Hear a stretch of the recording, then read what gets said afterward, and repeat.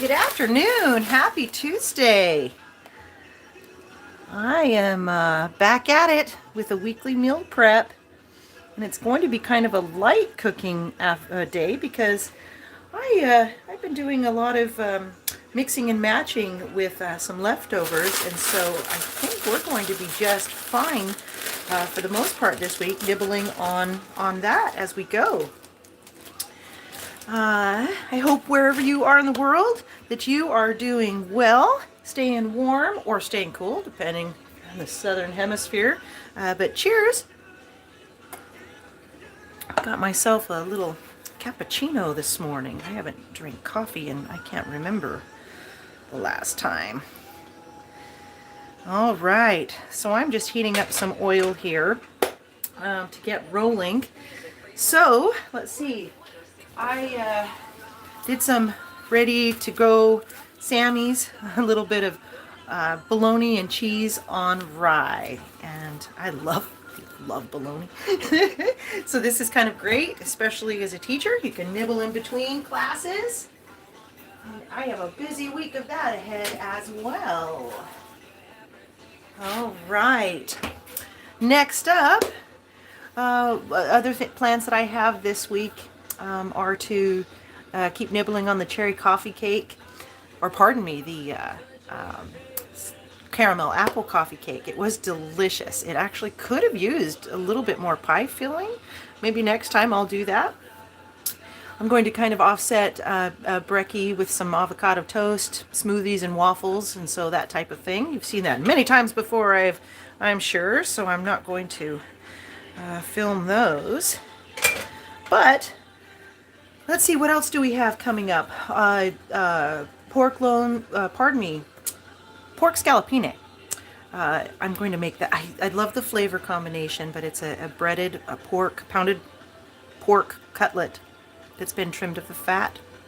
You bread it and then cook it over high heat, and at the end you give it a generous splash of lemon juice, and it just makes the flavor pop. So it's delicious. I'm going to serve that with a nice rice pilaf and maybe a green bean casserole if I'm feeling make the casserole and have space in the fridge, of course. But likely I might just do some green beans. I also got a nice pack of mushrooms. So I was going to do some sausage stuffed mushrooms and some quesadillas and have a little bit of an appetizer night towards the end of the week. These sausage stuffed mushrooms, I've done a video for those before. It's basically a lovely combination of seasonings, cream cheese, country fried sausage that you cook off, crumbled, and then you combine that, or actually you brush the inside of the mushroom cap with a little bit of white wine, fill it, and then cook it off, and they're magnificent. I already filmed that before, so I probably won't do it again, but we'll see what happens. All right, so what we have going here is a hash brown casserole and, tater tot casserole.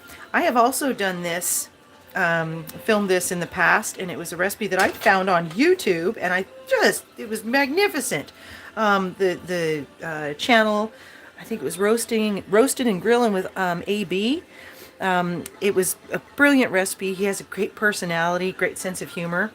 But I'm doing it a little bit different because I'm working with what I have. So I'm going to use actually some onions that I have chopped and have frozen, because these are nice to have for quick prep. So let's see here. I'm going to go and start off with these, just because they will render some water. I have about a tablespoon of olive oil in there, and we just want a half cup or more if you're keen on onions. Right. And this is just over medium heat here, because once this gets going along, I am going to chop some bacon into that pan and fry off some bacon. So one other interesting thing I decided to do this time around. I am under the impression that this is kind of happening in multiple places around the world. There is an egg shortage due to avian flu.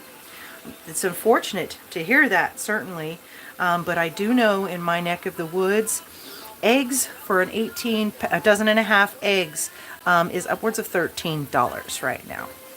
I love eggs. It's a staple in my household in general. So what I decided to do to kind of offset the cost of fresh eggs, I of course have those because I just don't want to do without them. I purchased some dried whole egg powder.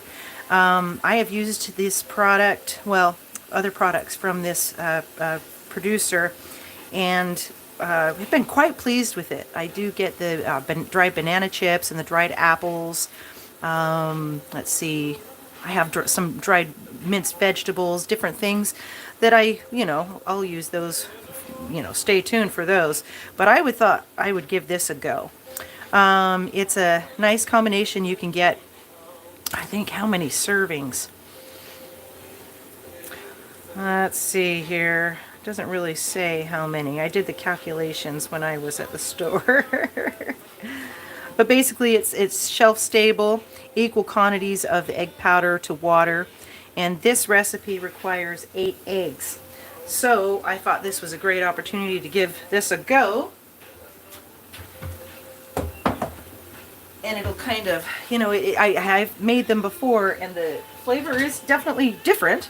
It does not taste like a fresh egg, but I figured with the other flavors in the tater tot casserole, it might add some flavor that way. Well, let me go higher on the heat. Maybe medium high, since these are cooling the pan down pretty well.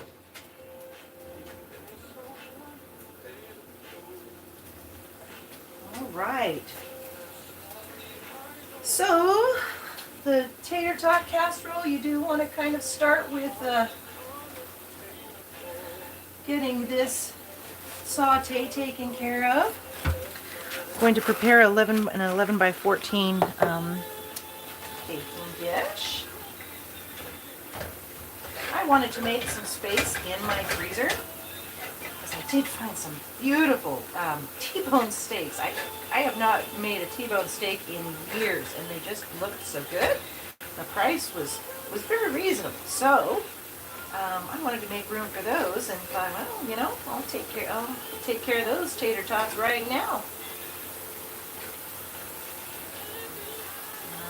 Okay, there we are.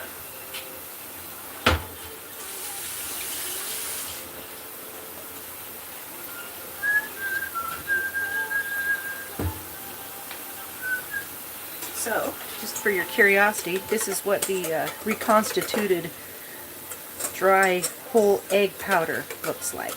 Quite similar, and the flavor is much like scrambled eggs that you would get at a Greasy Spoon diner. Not too bad, but noticeably not fresh eggs. All right, that's cooking off really well. Nice and fragrant. All right, before I get going too far, I am going to show you my little trick with the bacon. It's not really a trick. I'm sure plenty of people know this, but it works for me. Basically, it spares you needing to use a cutting board. You just use some nice sharp kitchen shears.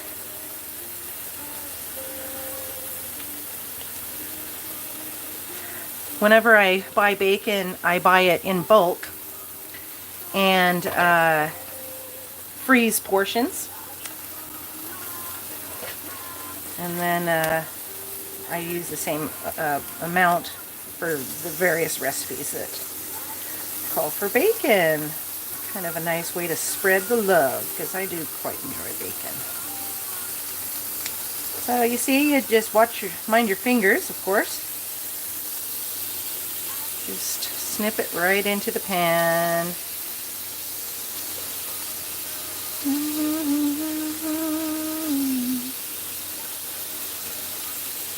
All right.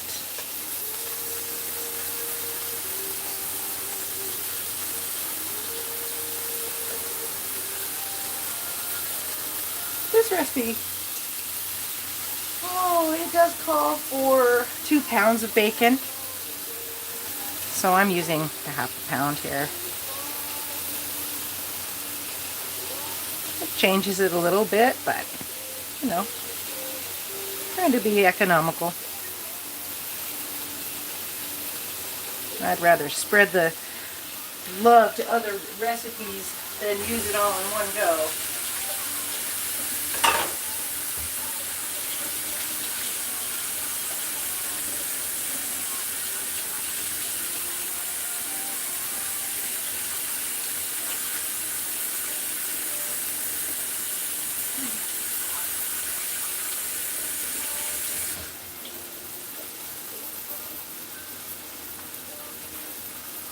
Okay.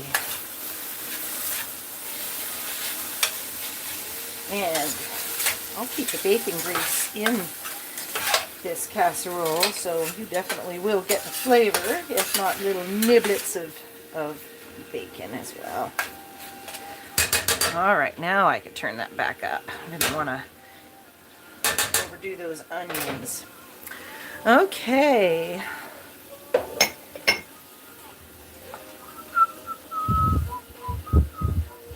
Hello, folks.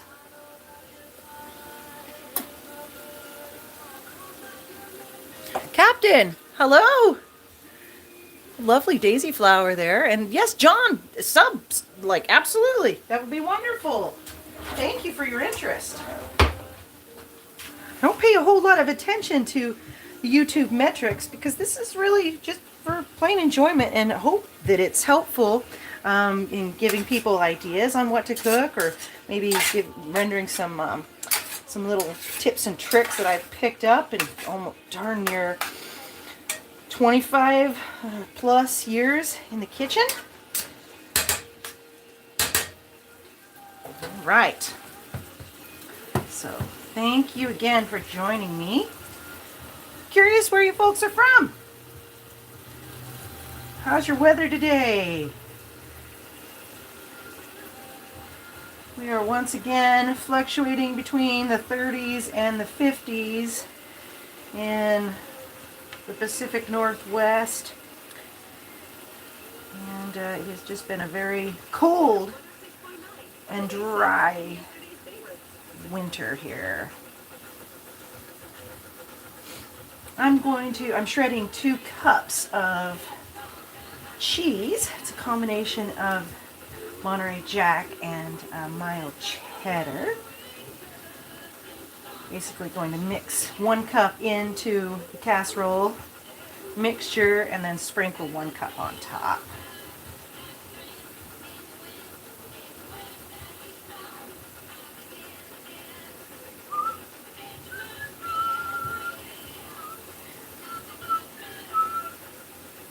Bacon's looking good. This is a super fast recipe too, which is kind of nice. My friend is not going to be able to join us for dinner tonight, unfortunately, so what my plan is to prepare this, give some to her to share with her family as a quick reheat on her own time, and give them a couple of slices of that caramel apple coffee cake to enjoy. She is tending to her ill father and is on the road, has been on the road a lot recently, so I'd like to help her out there. She's such a lovely human being. One of my favorite humans, actually.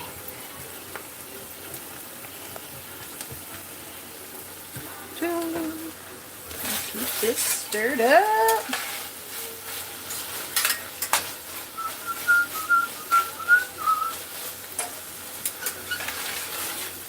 Yeah, it's kind of going to be a light meal prep today because I am going to have to go. I'm doing this earlier than I normally do on Tuesday instead of like Wednesday or Thursday. But it comes down to making space in the fridge as well. And once I get more space, I'm going to put together, I've been craving a classic potato salad. So I have some ingredients prepped for that already as well. So I could prepare those beautiful T-bone steaks with a potato casserole and maybe some of those English baked beans. That sounds awesome. I bought those in bulk too, and I'm pretty excited that now I can just grab it. All right, cheese is ready to go in plenty. Certainly it's more than 2 cups, but it will not go to waste.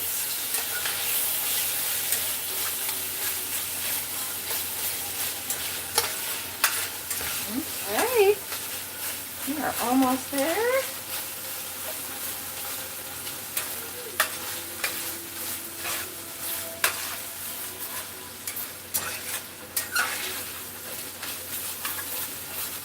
See how the onions got kind of nice and golden.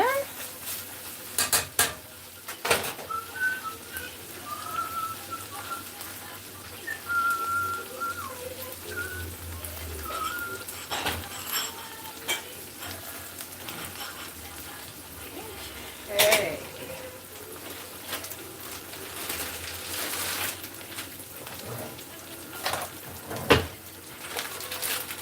Recipe also calls for 32 ounces of tater tots. So this is certainly more, but that would be just fine.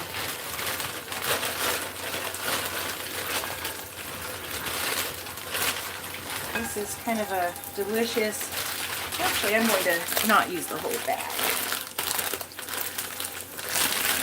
I have a little bit of room in the freezer here. It's kind of an avalanche waiting to happen in there.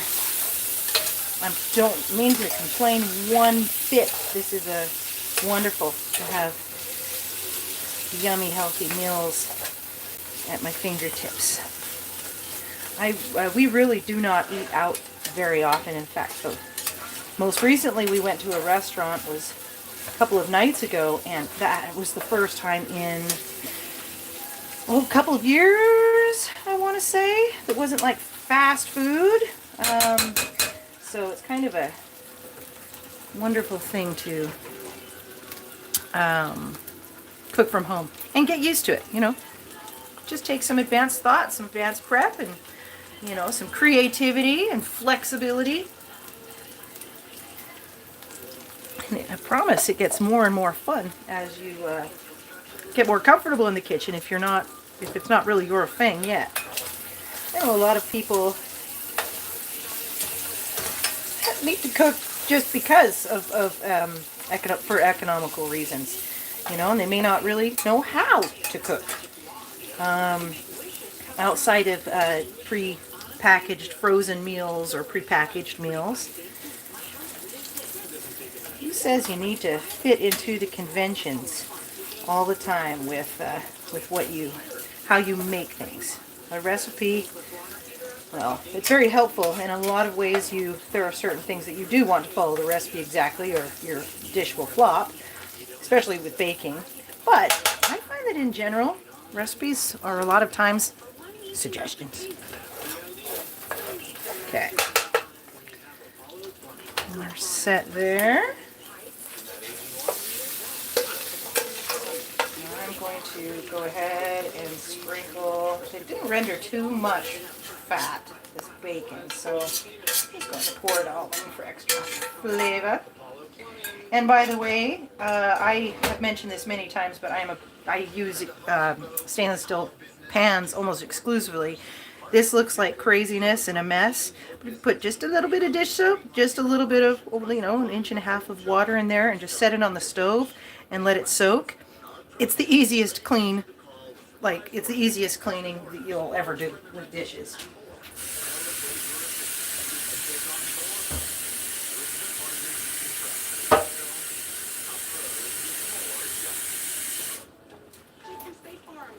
Do-do-do-do.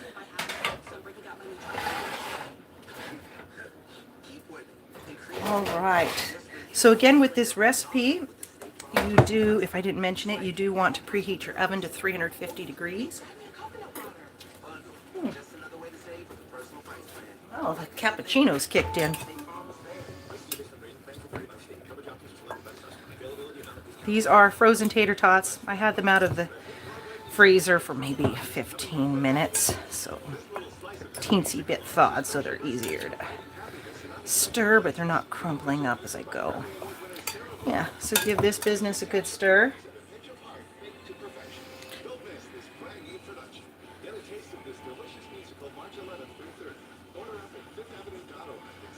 Fifth Avenue.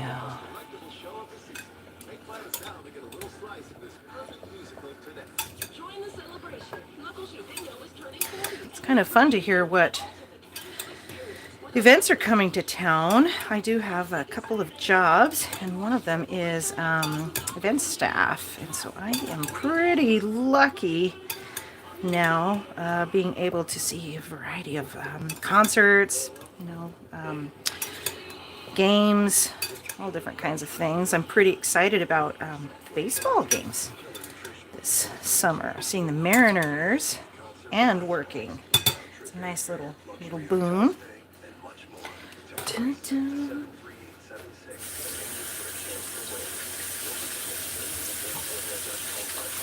As far as concerts go, I got a good chuckle. I signed up to help out at the Fish concert. Funny thing, that was actually my very first concert. I think when I was 16 years old, I went to see Fish. And what a wild experience that was. And really, that was my only real exposure to Fish, even since. And I'd say in a lot of ways, it just opened my mind to, music has just got its own life. And how music can really take on its own life and personality. It's quite fun. So that'll be kind of a neat little trip down memory lane from a different perspective. Much older. Okay, so again, this is just a buttered casserole dish. Yeah, right about perfect with the tater tots. Not too much. Just sprinkle that bacon generously.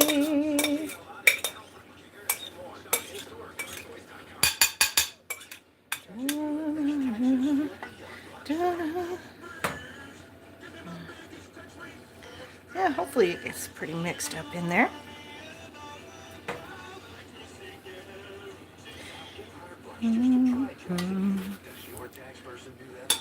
Southeast Texas. Hello, Clint. Welcome to the kitchen. Good heavens, I hope you all is well down in Texas. My news from that location is pretty scarce these days, but it sounds like you have had some really devastating storms recently, and I hope that you and yours are well and staying safe down there. Thank you for joining us. And right now, this is just part of my weekly meal prep. We're doing a tater tot breakfast casserole. It's a combination of course, tater tots, bacon, onions, cheese, eggs, and more cheese. And something I did a little differently because of the egg shortage is I purchased some dried powdered eggs. So I was going to go ahead and use that with this casserole, hoping that the bacon will kind of mask a bit of the flavor. It's because it's different.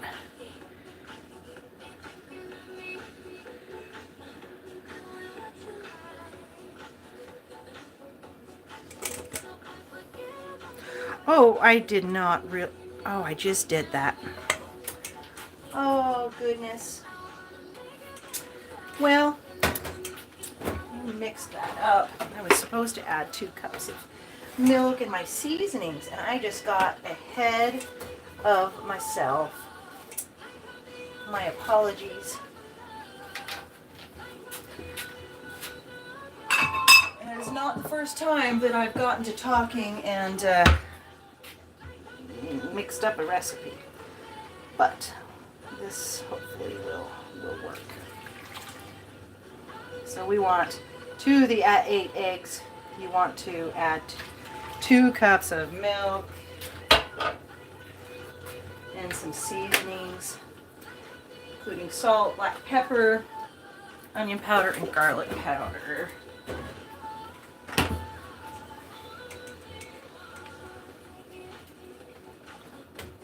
My apologies. It's going to, hopefully it'll work out just fine. Maybe all the cheese in it will hold everything together. Okay, so we want a teaspoon of sea salt.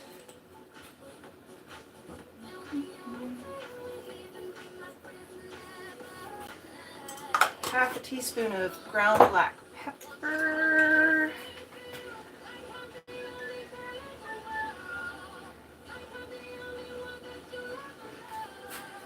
And a 1/4 teaspoon each of onion powder and garlic powder.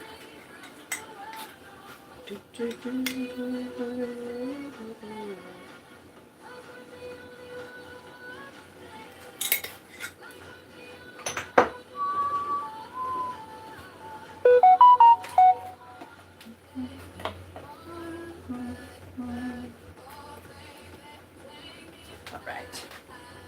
Fingers crossed that this will all congeal. Wouldn't it be ironic if the eggs that I put in actually made this possible to blend all of this stuff? I have seen plenty of people who have poured things into casserole dishes without mixing, and it turned out just fine. So let's hope I fall into that camp. Yeah. Give it just a little stir.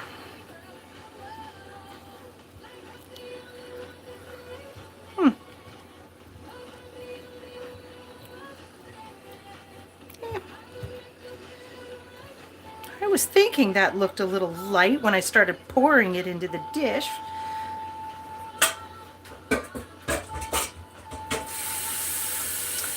Okay, last but not least, the fromage, rest of the cheese, some mild cheddar, and some Colby Jack.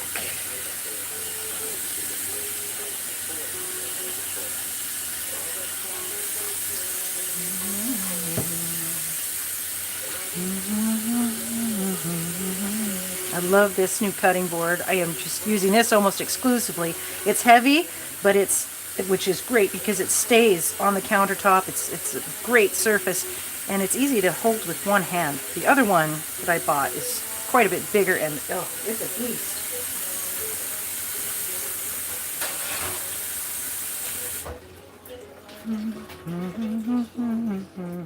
All right, cheese. Work your magic and hold all that business together. All right, so we're going to go ahead and bake this at 350 degrees for 60 to 70 minutes. I'm going to cover it with some foil during the last 15 minutes of cooking time. And certainly if you bring it out of the oven and it's still a little jiggly, you know, needs a little bit of time, just add, you know, 5 to 8 minutes or so to firm them up. Okay.